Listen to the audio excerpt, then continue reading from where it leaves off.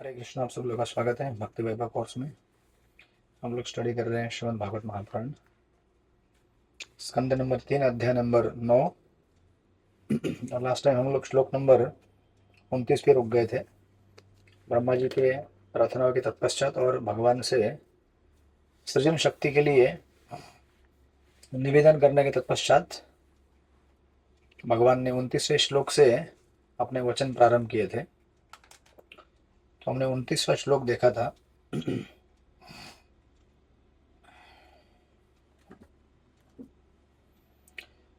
और ब्रह्मा जी ने स्पेशली जब अपनी प्रार्थना की थी तो उनमें उनसे मांगा था कि जब मैं अपना क्रिएशन करूँ, क्रिएशन के लिए कार्यरत हो जाऊंगा, तो मेरे अंदर अहम भावना आए, इसके लिए आप मुझे कृपया मार्गदर्शन कीजिए। उसके उत्तर में भगवान ने कहा था, तब पूर्ण पुरुषोत्तम भगवान ने कहा है, ब्रह्मा हे वेद गर्भ, तुम सृष्टि करने के लिए न तो निराश हो न ही चिंतित। तुम जो मुझसे मांग रहे हो वह तुम्हें पहले ही दिया जा चुका है।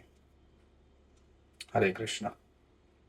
यानी कि एक्चुअली अगर हम ठीक से देखें तो हम जो चाहते हैं वो हमें पहले ही मिल चुका होता है। तो फिर वो मैनिफेस्ट क्यों नहीं होता हमारे सामने?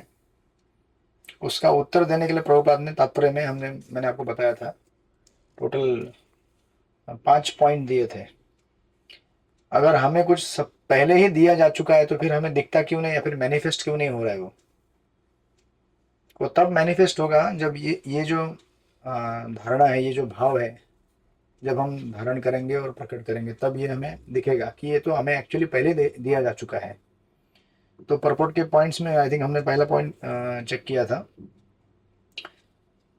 और या प्रभुपाद लिखते हैं, भगवान या उनके प्रामाणिक प्रतिनिधि द्वारा अधिकार प्रदत्त कोई पुरुष पहले ही आशीर्वाद पा चुकता है और उसी तरह उसे सौंपा हुआ कार्य, राइट। तो उसमें पहला पॉइंट था, आपने आई थिंक नोट डाउन किया होगा उसको, फर्स्ट वहां से श्लोक नंबर 3.9.29 का purport.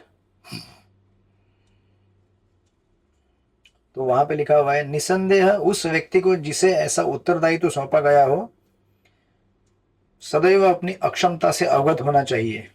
That is first point. और हमने इसको डिस्कस किया था, अपनी अक्षमता से अवगत होना चाहिए, यानी कि अक्षमता किस मामले में है? क्षमता तो है हमारे अंदर, हर कोई जो कार्य करता है वो जानता है कैसे करना है कैसे नहीं करना है, बराबर है। अक्षमता इन द सेंस दैट कि इसको करने के लिए जो शक्ति है, या फिर इसको कराने वाले जो जैसे यहाँ पे कहा गया क्रिएटिव एनर्जी, सृजन शक्ति के लिए, वो एक्चुअली हमारी नहीं है, ये किसकी है? भगवान की है। क्योंकि शास्त्रों में जितनी भी चीज़ें दी गई हैं वो हर बार कहते हैं कि आप करता नहीं है, लेकिन आपको लगता है मैं ही तो करता हूँ। तो करता क्यों नहीं बोल रहे मेरे को? करना तो आपको ही है, लेकिन फिर भी करता क्यों नहीं कहा जाता है आपको? इसीलिए क्योंकि एक्चुअली करवाने वाले कौन है? भगवान ही है। हम खाली डिजायर एक्सप्रेस करके वो कार्य करने की चेष्टा करते हैं। डिजायर एक्सप्रेस करने की चेष्टा मतलब हम केवल, जैसे घर में बच्चे होते हैं वो खाली इच्छा कर सकते हैं कि ये चाहिए, या फिर वो बोलते हैं आज ये चाहिए चीज़, या आज ये खाने की इच्छा हो रही है, या फिर आज ये जगह घूमने की जाने की इच्छा हो रही है। तो माता पिता उसके लिए अरेंजमेंट कर देते हैं, राइट। बच्चे क्या कर सकते हैं? केवल डिजायर एक्सप्रेस कर सकते हैं और माता पिता उसको फुलफिल करते हैं। जब माता पिता उसको पूर्ण करते हैं तो बच्चे को ये नहीं लगना चाहिए कि अरे मैंने किया मेरी वजह से हुआ, राइट। सो दैट्स वाई यहाँ पर जो पहला पॉइंट हमने डिस्कस किया था, अक्षमता यानी कि मेटेरियली यू आर कैपेबल, भौतिक दृष्टि से ऐसा लग रहा है कि आप पूर्ण तरह से आप ही करता है, परंतु आध्यात्मिक दृष्टि से देखेंगे तो आपको करने के लिए जितनी भी शक्ति या फिर जितना भी साज सामग्री या सामान या सुविधाएं, ये सब कौन प्रस्तुत करा रहा है? भगवान प्रस्तुत करा रहे हैं। That's why in that sense हम लोग डूअर नहीं है, देखा जाए तो वास्तविक। इसलिए कहा जा रहा है कि अपनी अक्षमता से पहले अवगत हो जाओ। ये ना सोचो कि तुम करता हो या तुम करने की वजह से ये काम होगा। तो ये सबसे पहला फाउंडेशन है, फर्स्ट पॉइंट प्रभुपाद के इसमें। और यहाँ से ये अगर ठीक ठीक बनेगा तो आगे के पॉइंट बिल्टअप होंगे, लेकिन अगर यही नहीं बनेगा तो आगे का सारा कैलकुलेशन बिगड़ जाता है। जिस प्रकार आप इक्वेशन बनाते हैं गणित में, कोई मैथमेटिक में सॉल्व करते हैं, अगर आपका पहला ही स्टेप अगर गलत है तो आगे कितना भी लिख लीजिए वो गलत ही आने वाला है, राइट। तो जीवन का फाउंडेशन क्या है? जीवेर स्वरूप है कृष्ण नित्यदास। या फिर एक फाउंडेशन हम तत्वों के हिसाब से देखेंगे, हम शरीर नहीं हम आत्मा है, राइट। संसार के लोगों का पहला फाउंडेशन ही गलत है। वो समझते हैं कि मैं शरीर हूँ मैं आत्मा नहीं हूँ। तो उसके बाद होने वाली जितनी भी क्रियाएं हैं, कार्य है, वो सब आपको फ्रस्ट्रेट करेंगे ही करेंगे, क्योंकि बेसिक इक्वेशन में ही गलती है तो आगे जाके तो सब गलत गलत ही होने वाला है ना। दैट्स वाई जो बेसिस है, फाउंडेशन है जीवन का, कि हम कौन है, कहाँ से आए हैं, हमें क्या करना है संसार में, यही जहाँ पे मिस्टेक हो जाता है वहां से आगे मिस्टेक मिस्टेक मिस्टेक, पूरा जिंदगी मिस्टेक हो जाता है। एंड दैट्स हाउ फिर जन्म जन्मांतर ये मिस्टेक रिपीट रिपीट रिपीट करता जा रहा है और वही चीज रिपीट होता जा रहा है life after life. So that's why this is first foundation, कि हमें अपनी अक्षमता से अवगत होना चाहिए। देन नेक्स्ट बोलते हैं वो, प्रभुपाद जी लिखते हैं सेकंड पॉइंट, वहां पे अगर आपको डॉट करना तो वहां पे लिख लीजिए, मतलब जस्ट मार्क कीजिए। आई थिंक मैंने कराया था आपको, सारे पांचों कराए थे, राइट। नहीं कराए होंगे तो लिख लीजिए, वहां पे खाली मार्किंग देना है आपको। पहला पॉइंट था ये, यहाँ से सही थर्ड लाइन, निस्संदेह उस व्यक्ति को जिसे ऐसा उत्तरदायित्व सौंपा गया हो सदैव अपनी अक्षमता से अवगत होना चाहिए। That is number one. Number two, आगे सेकंड, अपने कर्तव्य के सफलतापूर्ण संपादन के लिए भगवान की कृपा के लिए अपेक्षा करनी चाहिए। हरे कृष्णा। तो पॉइंट और सटल सटल होते जाता है, सूक्ष्म सूक्ष्म बनता जाता है। पहला कहते हैं कि आप अक्षम है ये समझ जाइए, राइट। दूसरा कहते हैं कि भगवान की कृपा की अपेक्षा कीजिए। नाउ अगेन आप बोलेंगे अब ये कब हो सकता है, ये हम कब भगवान को बोल सकते हैं, कृपा मांग सकते हैं कि मैं कैपेबल नहीं हूं, कब मांग सकते हैं हम, बताइए। ये जो सेकंड पॉइंट है ये इसका हम भगवान के लिए ऐसी प्रार्थना कब कर सकते हैं, कब संभव है? हम जब हम्बल होंगे प्रभु जी। हाँ। आकाशवाणी कहाँ से हो रही है? अच्छा, श्रृंगारवती माता जी। जी जी जी प्रभु जी, 2 मिनट, मेरे हाँ। वीडियो का प्रॉब्लम आ रहा है, अरे पता नहीं, नहीं कोई ऑन नहीं नहीं कोई हो नहीं रहा कोई नहीं कोई नहीं। हमारे वो क्या नाम है उनका, सची किशोरी माता जी आजकल दिखती नहीं है, कहाँ चली गई वो आकाशवाणी करती है गर्जना के साथ। ये हम अगर हम्बल होंगे तो, लेकिन हम्बल कब होंगे? जब हम्बल लोगों का संग करेंगे। हे कृष्ण। या फिर जो हम्बल बना देते हैं उन लोगों का संग करेंगे तब ओके, करेक्ट।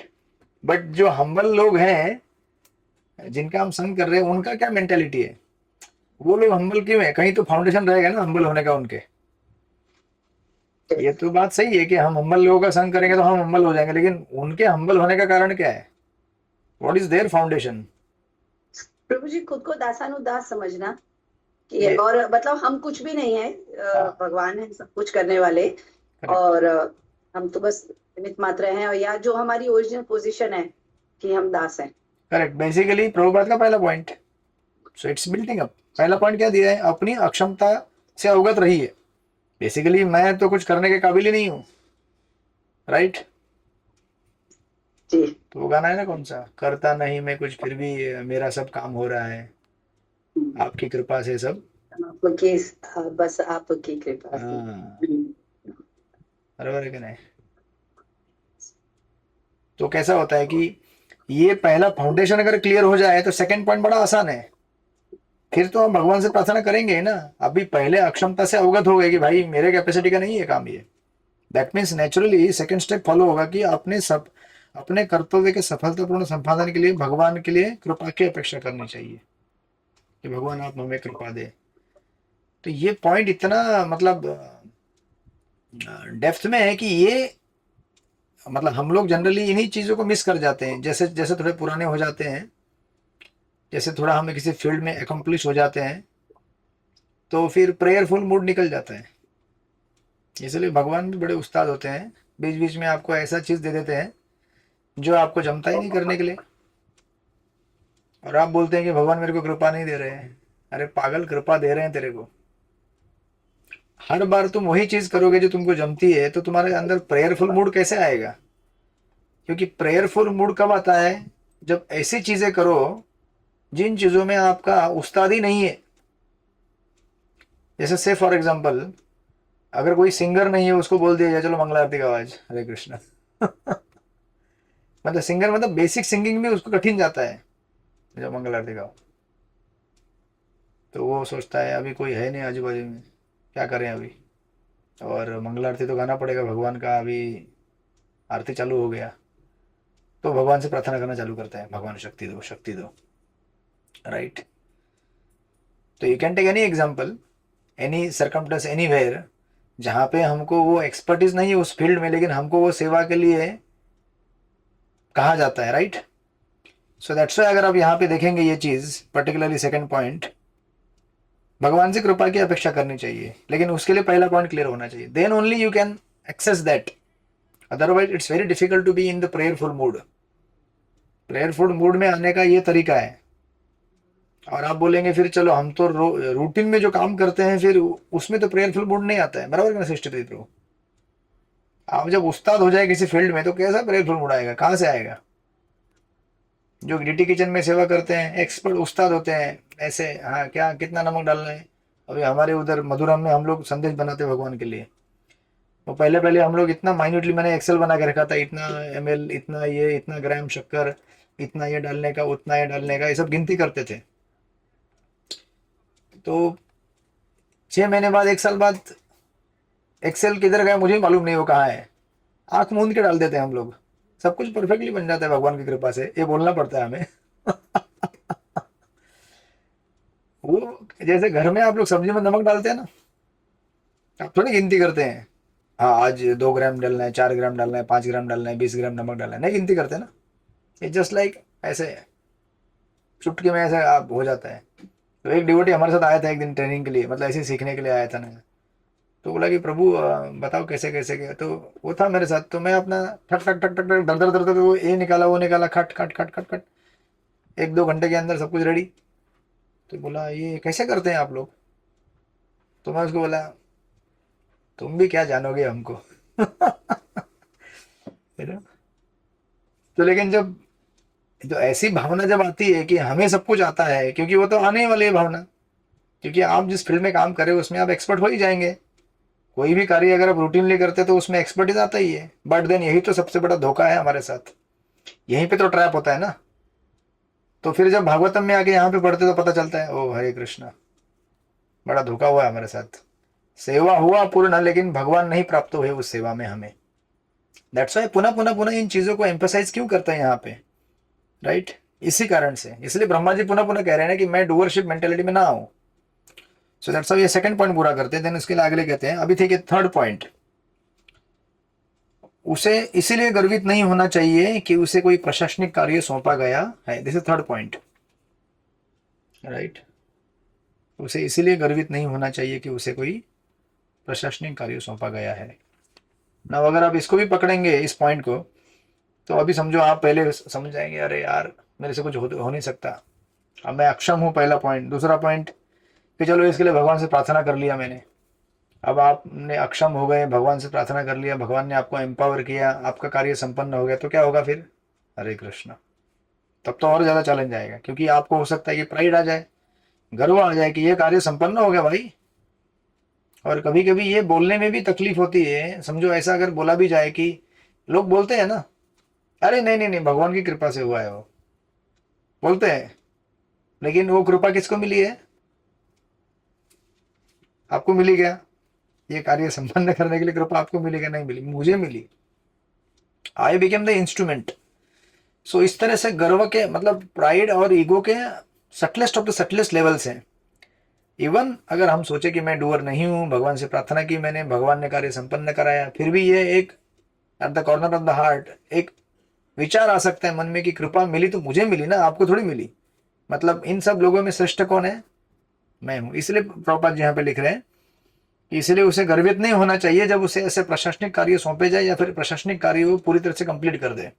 एंड देन फिर लास्ट में फोर्थ पॉइंट लिखते हैं प्रभुपाद जी, वह भाग्यशाली है जिसे ऐसे कार्य सौंपा गया है, और यदि वह इस भाव में सदैव स्थिर रहता है कि परमेश्वर की इच्छा के अधीन हूं, तो अपने कार्य के संपादन में उनका उसका सफल होना सुनिश्चित है ना। यहाँ पे दो चीजें, पहली बात, इस तरह से कार्य अगर संपन्न हो गया तो इंस्टेड ऑफ बिकमिंग प्राउड, गर्व करने की जगह अपने आप को भाग्यशाली समझो, फॉर्चुनेट समझो कि भगवान ने हमें कृपावश इस प्रकार का कार्य सौंपा और उस कार्य में हमें सफलता भी दिलाई, इसलिए मैं फॉर्चुनेट हूं, मेरे भाग्य का उदय कराया भगवान ने।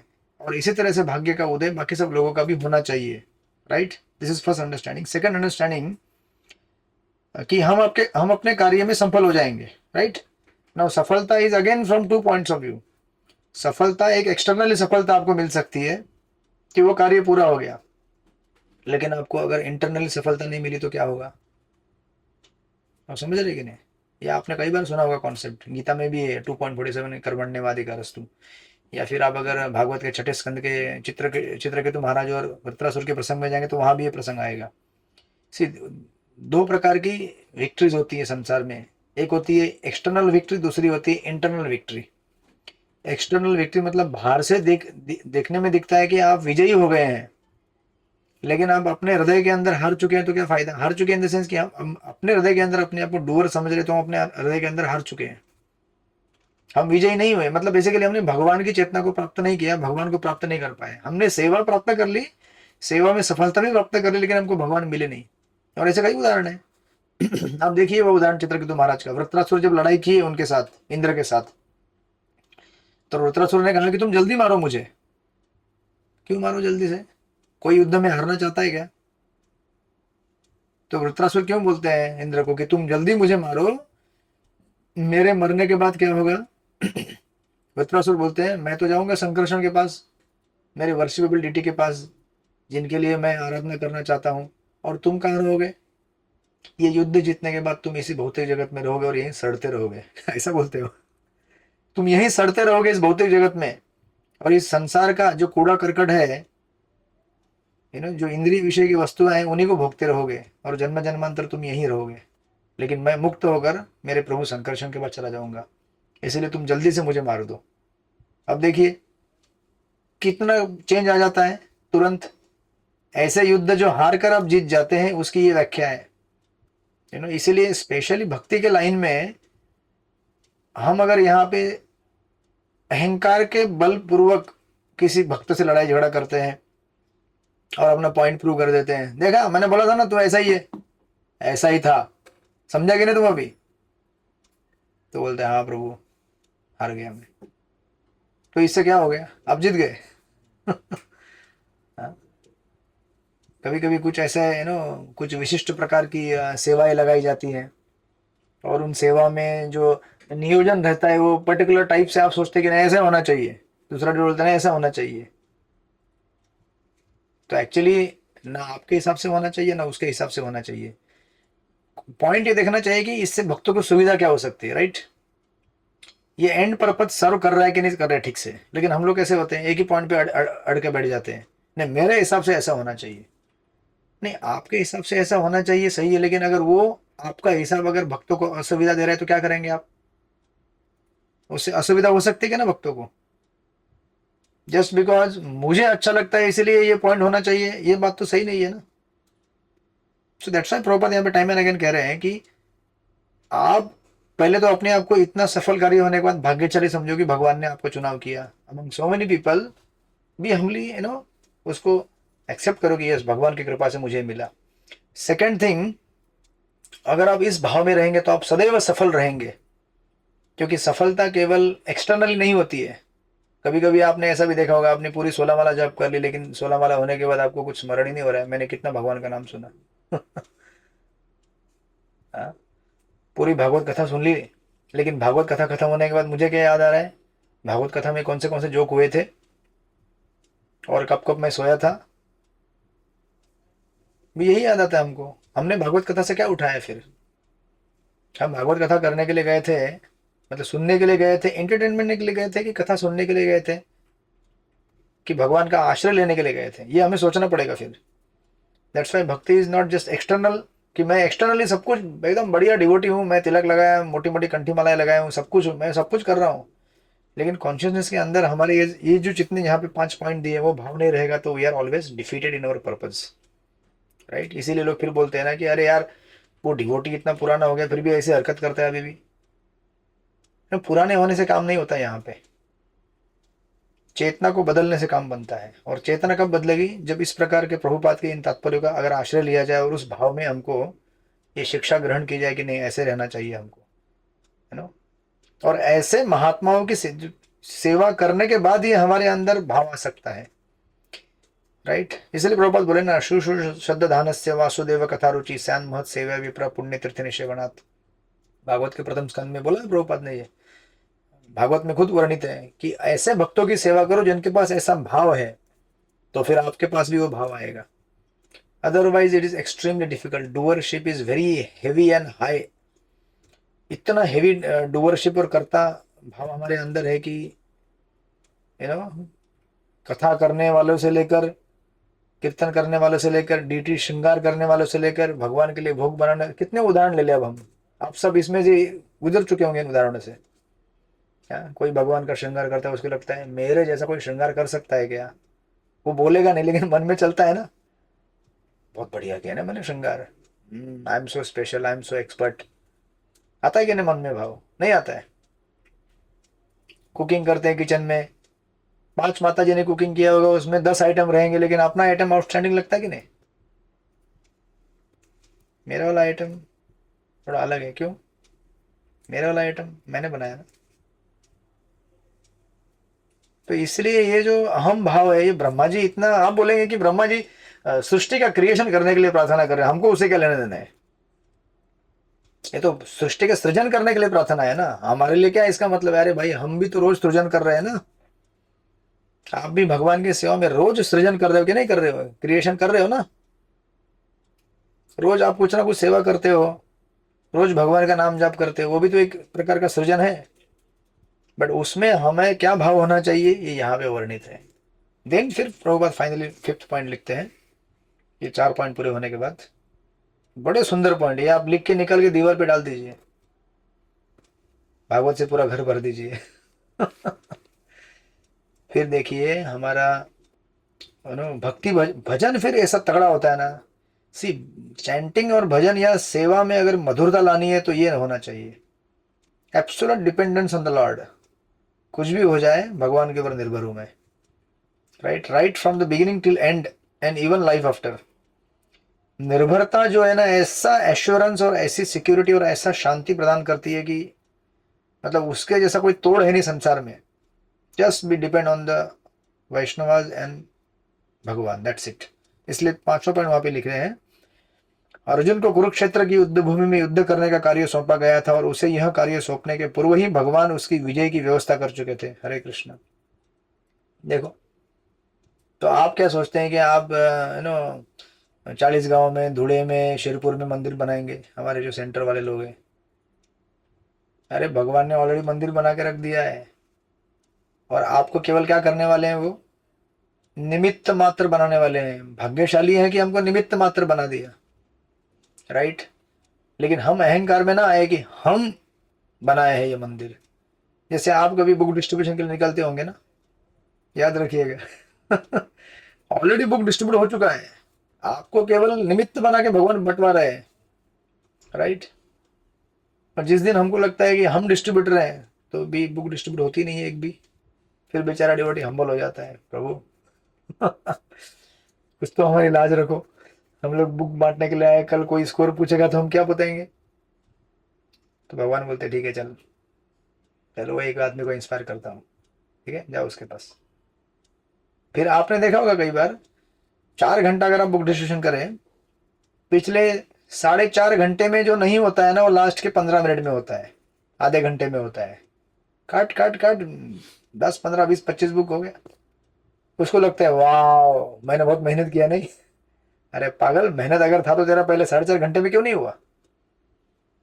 लास्ट के 15-20 मिनट में कैसे हो गया ये? क्योंकि भगवान ने देखा कि तुम मेहनत कर रहे हो, नम्र हो, तो भगवान ने कहा कि ठीक है ये सेवा इनको प्रदान की जाए, निमित्त बना दिया जाए इनको एक बुक बांटने का, and let my devotee get the credit.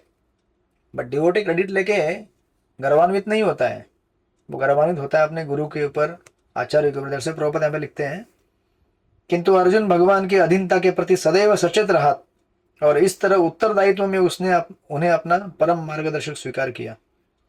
जो भी व्यक्ति किसी उत्तरदायित्वपूर्ण कार्य को संपन्न करने के लिए गर्वित रहता है किंतु उसका श्रेय भगवान को नहीं देता, वह निश्चय ही मिथ्याभिमानी है और वह कोई भी कार्य ढंग से संपन्न नहीं कर सकता। And that is what happening in the entire world. दुनिया में क्या होता है आजकल, वो सोचते हैं कि हम दुनिया को अच्छी तरह से बेहतर बना सकते हैं, बेहतर चला सकते हैं। जितना सोचते हैं उतना दुनिया खराब होता जा रहा है, यू नो। मैंने लास्ट टाइम बताया था ना आपको, या फिर एक किसी ने भेजा था, वो मीम भेजा था, वो कुछ एक पोस्टर भेजा था, उसमें वो जंगल के पशु पक्षी, यू नो, उन मतलब ऐसा कार्टून है वो देख रहे कि देखो द मोस्ट इंटेलिजेंट क्रीचर, सबसे बुद्धिमान मनुष्य, मनुष्य क्या कर रहा है, अपने आप को मार के समाप्त कर रहा है। जनरली हम क्या बोलते हैं कि पशु पशु होते हैं क्योंकि उनमें बुद्धि नहीं होती है, राइट, इसलिए पशुवत रहते हैं वो।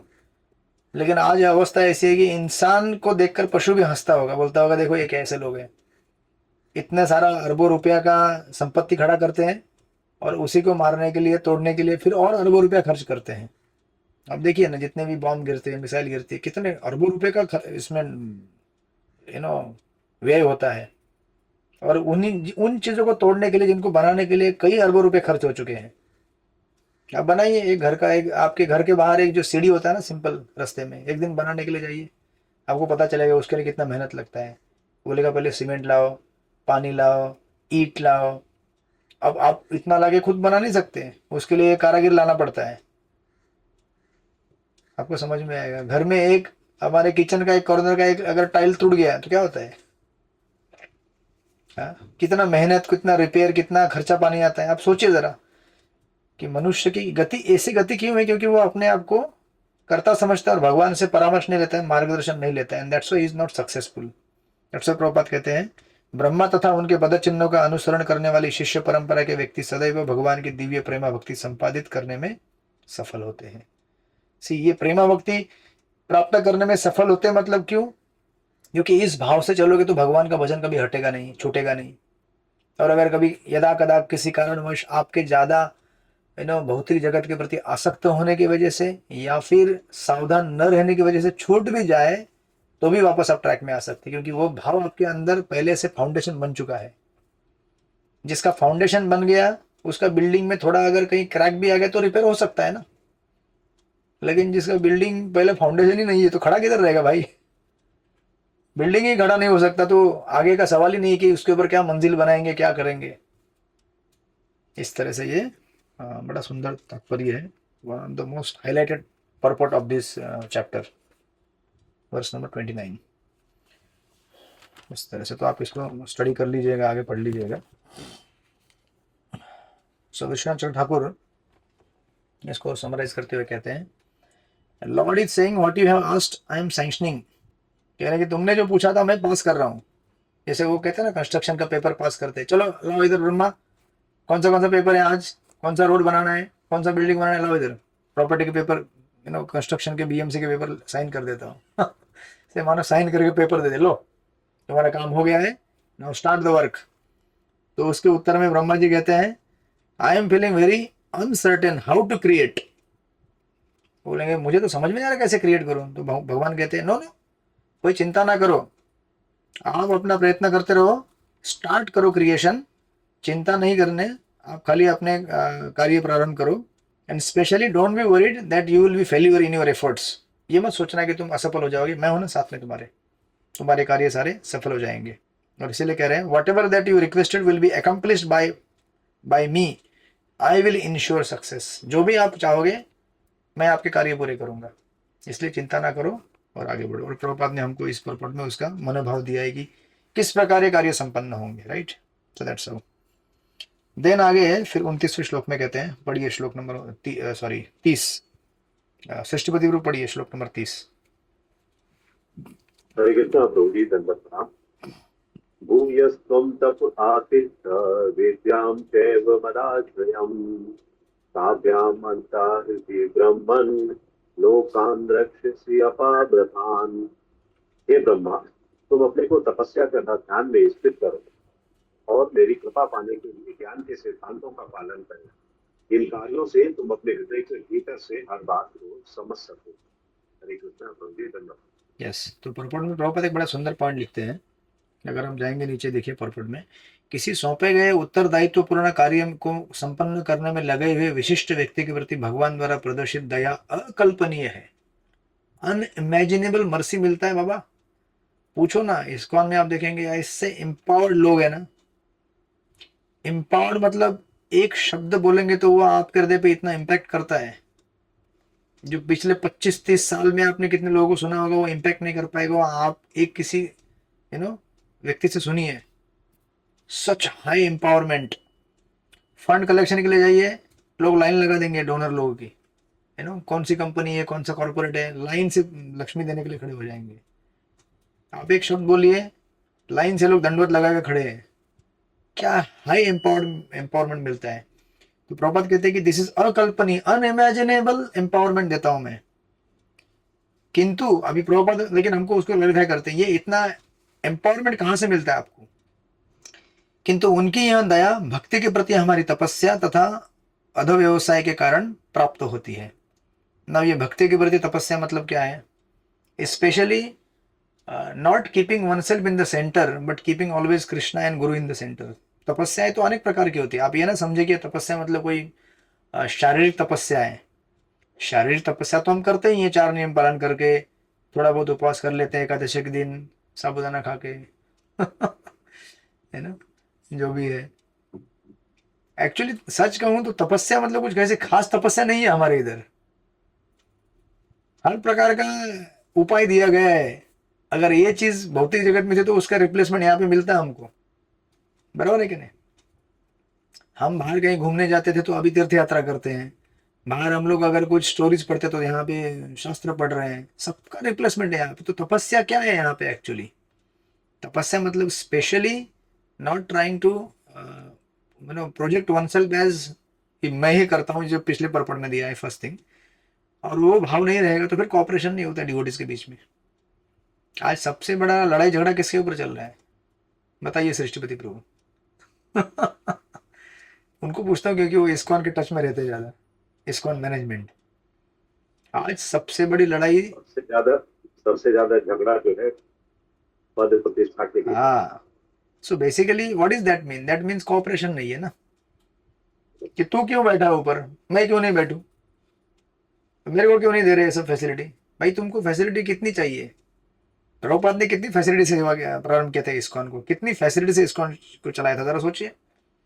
सो ये जो पिछले पर्पट का भाव है वो अगर तात्पर्य ग्रहण, इसलिए प्रभुपाद क्यों बार बार कहते थे मेरी पुस्तकें पढ़ो, मेरी पुस्तकें पढ़ो, क्यों कहते थे बार बार। लेकिन हमको क्या, हम क्या सोचते हैं, कितने पढ़ेंगे हम लोग। प्रभुपाद एक ही चीज तो कहते हैं, हम शरीर नहीं हम आत्मा है। अरे भाई वो भी अगर तुमको 1 लाख करोड़ बार सुनिए ना, सुनो, समझ में आया है क्या अभी तक मैं शरीर नहीं आत्मा करके। नहीं समझ में आया, सुनो ना, फिर समझ में आया तो बोलो कि अभी ठीक है समझ में आया, नेक्स्ट क्या है, समझ में आया क्या। तो यही तो प्रॉब्लम है। सो दैट्स व्हाई दिस तपस्या मीन्स तपस्या ऑफ कोऑपरेशन, तपस्या अपने अहंकार को बाजू में रखना। और ये नहीं होगा ना तो सब कुछ फिर ध्वस्त हो जाता है। और ऐसे कितने सारे प्रोजेक्ट, कितने सारे मिशंस ध्वस्त हो गए हैं, या फिर ठप्प पड़ गए हैं, या फिर आगे बढ़ नहीं पा रहे हैं। कितने सारे सत्संग, कितने मंदिर के प्रोजेक्ट्स, या फिर अभी आप जानते हैं बहुत सारे उदाहरण है, उसमें क्या ही मुझे बोलना है, राइट। क्यों पीछे पड़ जाते हैं, बिकॉज ये जो कॉपरेशन है और अहम भाव है वो नहीं जाता है। दैट्स व्हाई प्रभुपाद कह रहे हैं कि ये कृपा उनको मिलती है जिनके पास ये तपस्या है, राइट। That's how. तो वो कह रहे हैं ब्रह्मा को लोगों का सृजन करने का कार्य सौंपा गया था। भगवान ने उन्हें आदेश दिया था कि ध्यान करने पर वे आसानी से जान सकेंगे कि लोगों को कहां पर और किस तरह व्यवस्थित किया जाए। यह आदेश अंतःकरण से आने थे और इस कार्य में चिंता करने की कोई आवश्यकता नहीं थी। बुद्धि युगम, हाँ तो गीता में ये है ना 10.10, तेषां सततयुक्तानां भजतां प्रीतिपूर्वकं ददामि बुद्धियुगं त्वं येन माम् उपैन्ति। राइट, भगवान आपको बुद्धि देंगे। आप अगर सिंसियरली सेवा करना चाहते हैं भक्तों की, भगवान आपको हृदय से प्रेरणा देंगे, सारी व्यवस्था करेंगे। हाँ, आपको रखना के भी रखेंगे, लटका के भी रखेंगे। जो प्रोजेक्ट आपको लगता है कि कल अकम्प्लिश होने वाला है, उसके लिए भगवान हो सकता है कि पूरा 1 साल लगा दे। क्यों? जब तक उस चेतना को तुम अचीव नहीं करोगे तब तक भगवान वो कार्य संपन्न नहीं कराएंगे आपसे, ऐसा क्यों? क्योंकि भगवान ये नहीं चाहते कि आपको एक बड़ा बिल्डिंग मिल जाए या बहुत सारा धन मिल जाए, बहुत सारा डिसाइपल मिल जाए। भगवान चाहते हैं कि आप पहले उनके बने और डिवोटी बने, राइट? कंसर्न ज्यादा इसके ऊपर है। बिल्डिंग बनाने में क्या होता है? बिल्डिंग तो संसार में लोगों ने बहुत सारी बनाई है ना आज तक, बहुत सारा धन भी कमाया है। तो आप भी इधर इस्कॉन में आके वही कमाएंगे तो फिर आपका लाभ क्या है? क्या? एक बिल्डिंग बन गई मंदिर की, दूसरी बिल्डिंग बन गई और बिल्डिंग में बैठ के क्या कर रहे हैं लोग? बिल्डिंग में बैठ के एक दूसरे को गाली गलौज कर रहे हैं, झगड़ा कर रहे हैं, मारामारी कर रहे हैं। तो इसलिए भक्ति सिंह ठाकुर जी क्या कहते थे जब वो बाग बाजार का एपिसोड हुआ था? वो बोलते थे कि बेटर मैं इस मंदिर को तोड़ के इसका जो मार्बल है ना बेच डालू, और उसे जो भी लक्ष्मी मिलेगा उसे मैं बुक बांटू। मालूम है ना आपको बाग बाजार का टेम्पल? तो पहले कुछ नहीं था, बाद में धीरे धीरे चीजें आने लगी गुरु महाराज की कृपा से। तो डिसाइपल लोग आपस में चना झपट्टी करने लगे, मारामारी करने लगे, ये मेरा रूम है, तेरा रूम है, मेरा ये है, मेरा वो है। जब कुछ नहीं था तो कैसे रहते थे? चुपचाप रहते थे ना आप लोग। हाँ? एक कॉमन हॉल में सोते थे, जहाँ जो प्रसाद मिलेगा सिंपल दाल चावल रोटी जो जो खाते थे ना। अभी क्यों चाहिए आपको हमेशा पनीर का सब्जी? पनीर नहीं खाओगे तो मर जाओगे। पहले नहीं मरे थे ना? अरे इस्कॉन के हिस्ट्री में तो ऐसे केसेस है। प्रभुपाद के टाइम पे वो जो ये रहता ना वाटरमेलन, मालूम है ना आपको? कलिंगड। उस वाटरमेलन के अंदर, वाटरमेलन खाने के बाद जो उसका ये रहता है ना अंदर का पल्प, फिर भी गाढ़ा सा रहता है वो, उसको निकाल के सब्जी बनाया जाता था। हरे कृष्ण। अभी आप लोग वाटरमेलन खाते होंगे, मेरे बाजू में पड़ा हुआ है इधर एक, क्लास के बाद लेने वाला हूँ प्रसाद। हम लोग क्या करते हैं उसको? काशीनाथ प्रभु के दुकान में झटका आ गया, अर्थक्वेक। वाटरमेलन आप तक नहीं पहुंच सकता दिल्ली तक, आप लीजिएगा खरीद के दूसरा। तो क्या होता है उसका जो कलिंगड़ खाने के बाद क्या करते हैं हम लोग? उसको फेंक देते हैं ना उसको। करीब 4 रुपये नहीं बोला, सब 4 6 4 हाँ, गिनती करते रहिए। जरा सोचिए हम लोग, मतलब। और हमारे इधर राधा गोविंद मंदिर में एक्चुअली बोलते हैं, वो क्या नाम था उनका, हमारे 3 4 जो टेम्पल प्रेसिडेंट थे उसे सनत कुमार प्रभु और ये सब लोग, वो लोग एक्चुअली वो सब्जी मार्केट में जाते थे और अपना झोला लेके जाते थे। बोलते थे कि अभी दीजिए, अभी देखिए आप जब सब्जी मार्केट में जाएंगे और दक्षिणा में सब्जी मांगेंगे तो थोड़ी चॉइस रहता है आपके पास कि मुझे ना वो भिंडी दे दो ना 1 किलो, क्योंकि मुझे भिंडी पसंद है। आप ये तो बोल नहीं सकते ना उधर। दक्षिणा में क्या देंगे? वो कोई एक भोपला देगा, कोई 4 भिंडी देगा, है ना, कोई ये 2 4 आलू देगा। तो आप जो मिलेगा लाके उसका एक मिक्स करके सब्जी बना के खा लेंगे ना भोग लगाने के बाद। थोड़ी आप बोलेंगे कि अरे अरे यार ये तो भिंडी दिया नहीं, आज तो मेरा मूड नहीं हो रहा है। यहाँ पे सर्वाइवल का क्वेश्चन है, प्रश्न ये नहीं कि लग्जरी है। तो अभी क्या हो गया, हमारे पास लग्जरी आ गई है लेकिन कॉन्शियसनेस नहीं बन पा रहा है। और इसीलिए टाइम एंड अगेन ये बड़ा एम्फोसाइज करना इंपॉर्टेंट है कि प्रभुपाद के ग्रंथों को और प्रभुपाद के जीवन को वापस पुनः जाके रीचेक किया जाए कि इस्कॉन की संस्था कैसे बनी थी, प्रभुपाद ने कितना कष्ट किया है, इसलिए वो बीच में आया था, बीच में कहते थे ना प्रभुपाद कॉन्शियसनेस। सो अभी ये वापस हमको करना पड़ेगा, नहीं तो हम जिस ट्रैक पे चल रहे हैं उस ट्रैक से कभी फिसल जाएंगे, हमको मालूम नहीं पड़ेगा। इतना सब कुछ अकम्प्लिश करने के बाद भी मिशन तो चलता रहेगा। ये ना सोचिए कि इस्कॉन बंद पड़ेगा, आप बंद पड़ जाएंगे, क्योंकि मिशन प्रभुपाद का है, महाप्रभु का है, वो चलाएंगे, वो जानते हैं किससे चलाना है, कैसे चलाना है। लेकिन आप नहीं टिक पाएंगे तो आपका नुकसान है ना। सो दैट्स व्हाई ये यहाँ पे कह रहे हैं कि ये कार्य आपके लिए संपन्न कर दिया गया है। जो ज्ञान देना है मैं आपको पहले से देके रखता हूँ और आपको मिलेगा अंदर से, आप केवल सिंसियरली इच्छा पूरी प्रार्थना करो। देन आगे कहते हो 31वें श्लोक में पढ़िए, अनुकुमा शक्ति माता जी 31वां श्लोक पढ़िए।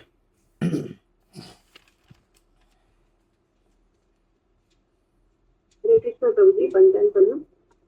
तत आत्मने लोके च भक्ति युक्तः समाहितः दृष्टासि मां ततं मन मयि लोकात् तव आत्मनः।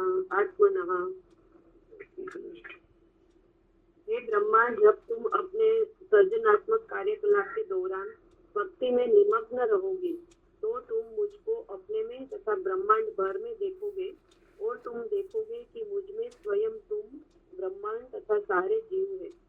हरे कृष्ण। यस, तो देखिए कोई भी कार्य करते समय कॉन्शियसनेस क्या है? ये सृजनात्मक कार्यकलाप करने के दौरान भक्ति में तुम मुझ में निमग्न रहोगे।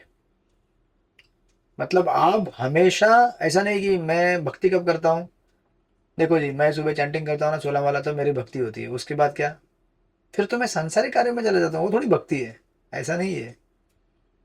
आपको ये चेतना जो है ना वो 24/7 रखने के लिए ये बैकग्राउंड बना के दिया जाता है, बट देन चैंटिंग तो ऐसा होना चाहिए ना, फिर उस चेतना में होना चाहिए ना, उसको बनाने के लिए ऐसा बैकग्राउंड होना चाहिए ना। तो ऐसा नहीं है कि चैंटिंग मतलब मेरा भक्ति है और मैं अभी ऑफिस में जाके काम कर रहा हूँ, वो भक्ति नहीं है मेरा, नहीं है क्या? नहीं है। चित्रलेखा की माता जी है कि नहीं, आप क्लिनिक में बैठते हैं, पेशेंट को ट्रीट करते हैं, भक्ति है कि नहीं वो? भक्ति है। अगर हम सोच रहे हैं कि मैं भगवान के लिए सेवा कर रही हूँ तो वो भक्ति है। हाँ, देखो ऐसे सिंपल होना चाहिए। हरे कृष्ण, राइट। तो हमारा जो, मैं जब कॉलेज में पढ़ाता था, पता नहीं बरसाना किशोरी माता जी ऐसा करती है कि नहीं करती है। जब मैं कॉलेज में पढ़ा रहा था तो मैं क्या करता था, उनको बीच बीच में भागवतम की स्टोरी ये सब सुनाता था स्कूल के बच्चों को। आप भी करते होंगे, राइट? हाँ प्रभु, यस। हाँ, तो कुछ जगह मौका होता है डायरेक्टली इन्वॉल्व करने का, और जहाँ नहीं है मौका तो अपना भजन गुणगान करते रहो भगवान का, सोचते रहो भगवान के लिए ये सब कार्य किया जा रहा है, सोचते ना मतलब किया जा रहा है उनके लिए वास्तविक, राइट।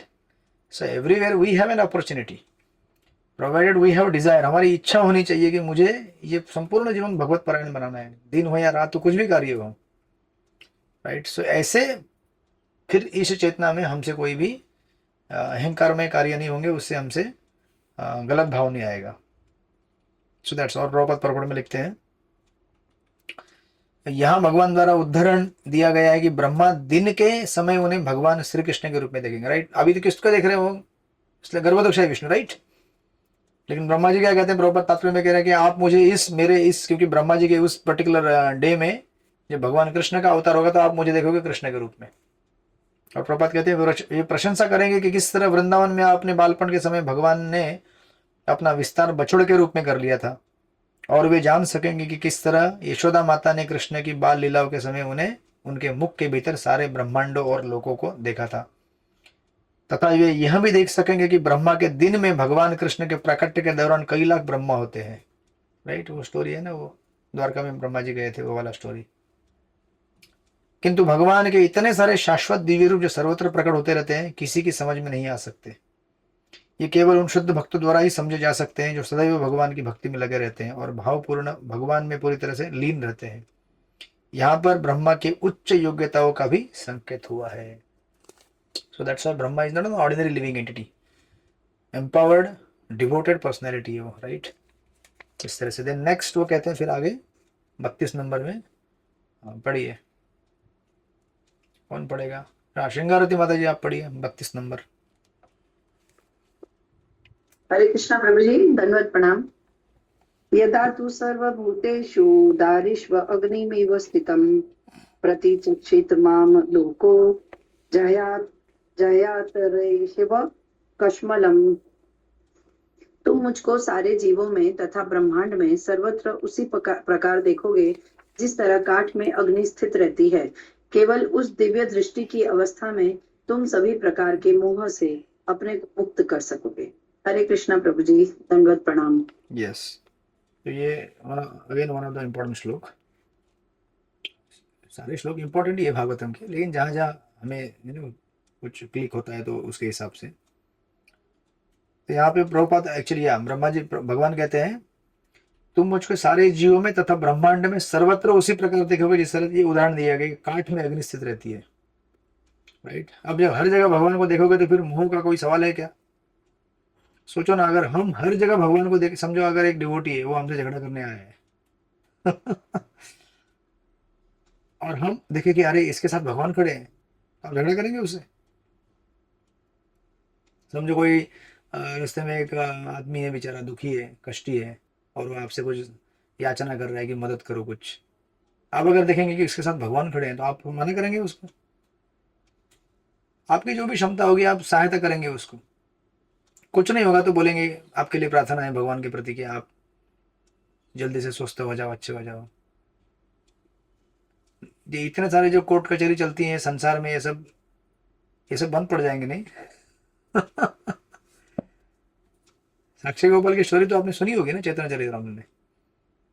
अगर इस तरह से भगवान हर जगह दिखे हमको, तो कोई दुनिया में लड़ाई झगड़ा ये सब होगा ही नहीं, राइट? इसीलिए टाइम एंड अगेन प्रॉपर्थ क्यों कह रहे हैं कि सारी चीजों का समाधान कृष्ण भावना क्यों है, दैट इज वाई। और ये उदाहरण यहाँ पे दिया है, जिस प्रकार लकड़ी के अंदर अग्नि होती है, राइट? अब इसके दो दृष्टांत होते हैं, इसको समझाते समय कहते हैं विश्वनाथ ठाकुर और प्रभुपाद जी यहाँ पे कह रहे हैं, one may not physically see fire being present within the wood, but one knows that the wood has potential to generate fire, right?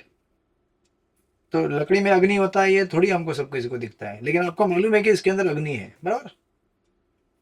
That is understood because that knowledge is been given to you. हमें ज्ञान पहले से मालूम है कि इसके अंदर अग्नि है भाई, इससे अग्नि जलता है। उसी प्रकार वन विद दिव्य ज्ञान can see Lord everywhere and can get free of illusion. इसी प्रकार जिसके पास भगवत ज्ञान प्राप्त हुआ है उसे, वो हर जगह देख सकता है कि भगवान है हर जगह पे। मुझे किसी के साथ गलत नहीं करना चाहिए, किसी के झूठ नहीं बोलना चाहिए, किसी को नुकसान नहीं पहुंचाना चाहिए, क्योंकि मैं जिसके साथ जो करूंगा भगवान देख रहे हैं ना, भगवान उसको नोटिस कर रहे हैं।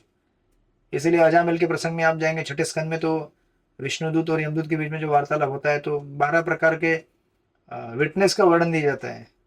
हमारे आसपास जितने भी चीजें हैं वो सब विटनेस कर रहे हैं। 5 एलिमेंट है, पृथ्वी जल अग्नि आकाश वायु, उसके बाद सारे ग्रह हैं, चंद्र सूर्य, और अल्टीमेटली भगवान तो परमात्मा के रूप में हमारे हृदय के अंदर बैठे ही है ना, तो विटनेस कर रहे हैं, देख रहे हैं। हमें उनका बोध नहीं हो, लेकिन वो उनको बोध है हम क्या कर रहे हैं। दैट्स हाउ हम पकड़े जा सकते हैं, राइट? पकड़े जा ही रहे हैं। तो इसलिए प्रभुपाद जी यहाँ पे कह रहे हैं, ब्रह्मा ने प्रार्थना की कि अपने भौतिक कार्य के दौरान कहीं वे भगवान से अपने नित्य संबंध को भूल ना जाए। उस प्रार्थना के उत्तर में भगवान ने कहा कि यह विचार तक मन में नहीं लाना चाहिए कि वे भगवान की सर्वशक्तिमत्ता के संबंध रखे बिना रह भी सकते हैं, राइट? यानी कि भगवान इज प्रेजेंट एवरीवेयर, उनके जो पोटेंशियल शक्ति हर जगह है, इस बात को ना भूले आप। स्पेशली इसको इसलिए यह कहा जाता है संबंध ज्ञान, राइट? इसलिए मैंने पहले भी कहा था यहाँ पे कि जब तक हमारा संबंध ज्ञान तगड़ा नहीं रहेगा, ठीक ठाक नहीं रहेगा, ये पॉसिबिलिटी है, और है भी, होता ही है कि हम हमेशा भ्रम में पड़ जाए, राइट?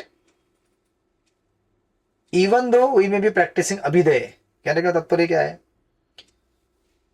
आप समझो भगवान के लिए सेवा कर भी रहे हो, अभिधेय है ना। अभिधेय मतलब क्या? 3 चीजें होती है, संबंध, अभिधेय, प्रयोजन। संबंध मतलब बेसिक फाउंडेशन की मैं कौन हूं, क्या हूं, भगवान कौन है, मेरे साथ उनका संबंध क्या है। अभिधेय क्या है? प्रोसेस। उस चीज को ना रिवाइव करने के लिए एक प्रोसेस दिया गया है, एंड अल्टीमेटली प्रयोजन क्या है? भगवान से मेरा संबंध जुड़ गया, मेरा प्रेम हो गया उनसे, राइट? दैट इज प्रयोजन। नाउ कभी कभी अगर संबंध ज्ञान या फिर फाउंडेशन ही क्लियर नहीं है, तो भले आप अभिधेय में एक्टिव हैं, एक्टिवली वो कर रहे हैं जो एक डिवोटी को करना चाहिए, लेकिन आपका फाउंडेशन क्लियर नहीं है, तो आपका रियलाइजेशन गलत हो सकता है।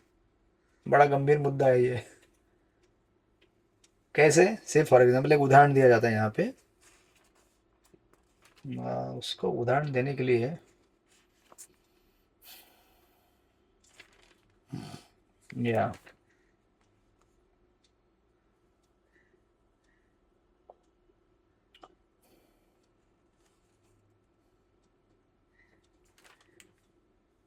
या एक डिवोटी था, है ना, जस्ट बता रहा हूँ आपको। यहाँ पे किसी का नाम नहीं कोट किया गया, खाली डिवोटी था, ठीक है? और डिवोटी हम भी हो सकते हैं ना।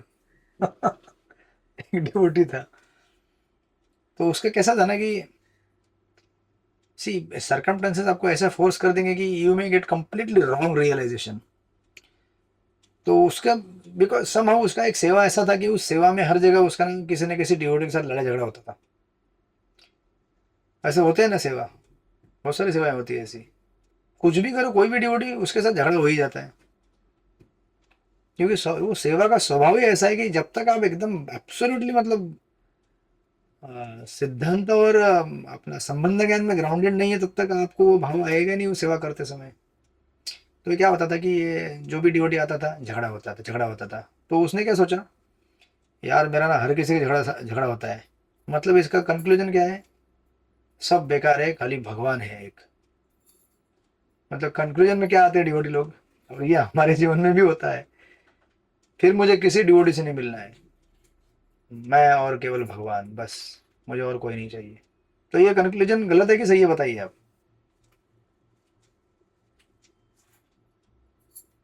सृष्टि पिता बताइए, कंक्लूजन सही कि गलत है? एक दृष्टि से सही है, क्योंकि वो जो झगड़ा करने वाला व्यक्ति है उससे उसको अवॉइड करना चाहता है, भगवान के साथ अपने को जोड़ के रखना, बराबर। इसलिए सही है। और वैसे अगर वो देखें, अगर भगवान को एक तरफ कर देगा तो झगड़ा ही करता रहेगा सारा जीवन, उसकी भक्ति तो नष्ट हो जाएगी। सृष्टि प्रभु मेडिएशन कर रहे हैं। हरे कृष्ण। बोले मध्यस्थी कर देता हूं मैं, अचिंत्य भेदाभेद, राइट। काशीनाथ प्रभु बेचारे कुछ कहना चाहते हैं लेकिन उनको दुकान छोड़ नहीं रहा लगता है। तो कैसा है कि देखिए, this one point is there, but आप समझिए ना कि उसका हर किसी के साथ ही झगड़ा होता है। तो उसने क्या सोच दिया, मंदिर में समझो अभी 150 ब्रह्मचारी है, यहाँ पे सब 150 ब्रह्मचारी बेकार है, क्योंकि हर किसी से झगड़ा होता है मेरा। तो कंक्लूजन क्या है कि मुझे केवल भगवान के साथ रिलेशनशिप बना, मुझे ऐसे डिवोटी वोटी कोई नहीं चाहिए, मुझे बहुत हो गया, I don't want any devotee. तो ये अगर उसका रियलाइजेशन है, और एक्चुअली वो एक केस स्टडी है ये, तो उसका ऐसा हो रहा था, तो उसने और उसने एकदम कन्विक्शन के साथ कहा, 6-7 महीने के बाद उसने कहा कि ना, मुझे किसी डिवोटी का संबंध नहीं बनाना है, मुझे किसी डिवोटी का संग नहीं चाहिए, मुझे केवल भगवान चाहिए। भगवान कितने प्यारे, देखो कभी कुछ बोलते हैं वो, देखो उनको मुरली बजाते रहते हैं, हंसते रहते हैं। कभी गुस्सा किया उन्होंने मेरे ऊपर? कभी नहीं किया। हरे कृष्ण। सो नाउ सी, ये जो कंक्लूजन है, this is not actually exact शास्त्रिक कंक्लूजन, सॉरी रियलाइजेशन। देखिए इसलिए क्या होता है ना, हम सबको रियलाइजेशन मिलेगा लाइफ में, लेकिन वो रियलाइजेशन शास्त्रिकली बराबर है कि नहीं, ये हमको देखना पड़ेगा। जैसे देखिए ना, संसार से जो भ्रष्ट, सॉरी पक जाते हैं लोग संसारिक चीजों से, घर परिवार ये वो रिश्ते नाते, वो क्या बोलते हैं, खत्म, मुझे केवल क्या होना है, अभी ऐसा वैराग्य चाहिए, मुझे कोई नहीं चाहिए, एक होना चाहता हूँ मैं अभी, है ना, भगवान के साथ निराकार मुक्ति चाहिए, मुझे मुक्ति चाहिए जगत से।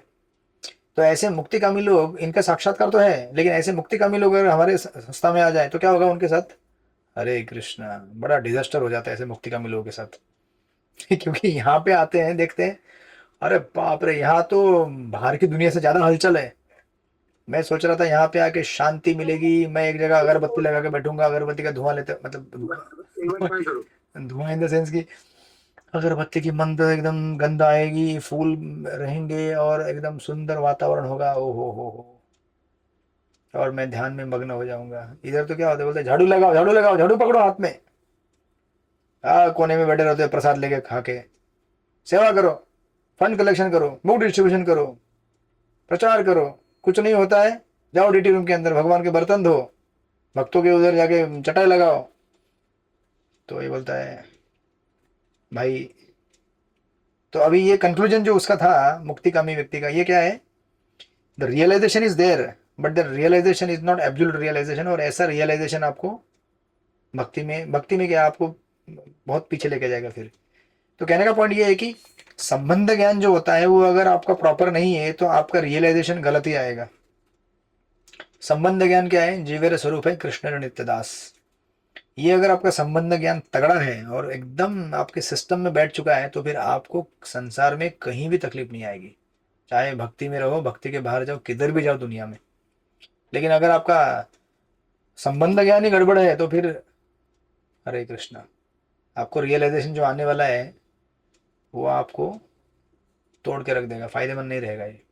दैट्स वाई यहाँ पे ये चीज कही गई है कि प्रॉपर नॉलेज इसलिए होना चाहिए हमको। विदाउट प्रॉपर नॉलेज,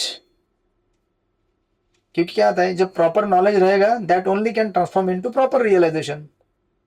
बराबर का संबंध ज्ञान तो बराबर का रियलाइजेशन आएगा, If the foundation itself is improper knowledge, then it will transform into improper realization, right? तो हर किसी का साक्षात्कार हो सकता है, लेकिन वो शास्त्र युक्त नहीं हो सकता है, शास्त्र पूर्ण नहीं हो सकता है। और जो साक्षात्कार शास्त्र युक्त नहीं है, वो साक्षात्कार आपके लिए बहुत ही खतरनाक है, डिट्रीमेंटल है आपके भक्ति के लिए, because that will not help you. तो प्रभुपाद के ऐसे कई तात्पर्य है। प्रभुपाद तो एक जगह लिख देते हैं, कहते हैं कि trying to practise bhakti without association of devotees is like a hallucination, भ्रम ही है, हो ही नहीं सकता। तो इतिहास में ऐसे कई उदाहरण है, भरत महाराज का उदाहरण है, राइट? इतना सब कुछ साम्राज्य छोड़ के भक्ति करने के लिए गए, लेकिन संग नहीं मिला तो क्या हो गया? भाव भक्ति से नीचे उतर गए। जरा सोचिए आप। तो इस तरह से भाव भक्ति से गिरना मतलब क्या होता है मालूम है क्या आपको? हम लोग तो अभी अनर्थ निवृत्ति प्रारंभ किए हैं और वही हमारा चल रहा है, you know, that's very extremely difficult. तो इस तरह से, तो फिर इसको हम कंटिन्यू करेंगे कल नहीं सर, ये कब कंटिन्यू करेंगे? बुधवार को। तो गुरुवार को नहीं होगी क्लास इस हफ्ते, बुधवार को ही होगी, ठीक है? तो बुधवार को मिलेंगे हम लोग और देखेंगे आगे। हरे कृष्णा। श्रील प्रभुपाद की जय। श्रीमद् भागवत महापुराण की जय। वांछा कल्पतरुभ्यश्च कृपा सिंधुभ्यो च पतितानां पावनेभ्यो वैष्णवेभ्यो नमो नमः। हरे कृष्णा। हरे कृष्णा।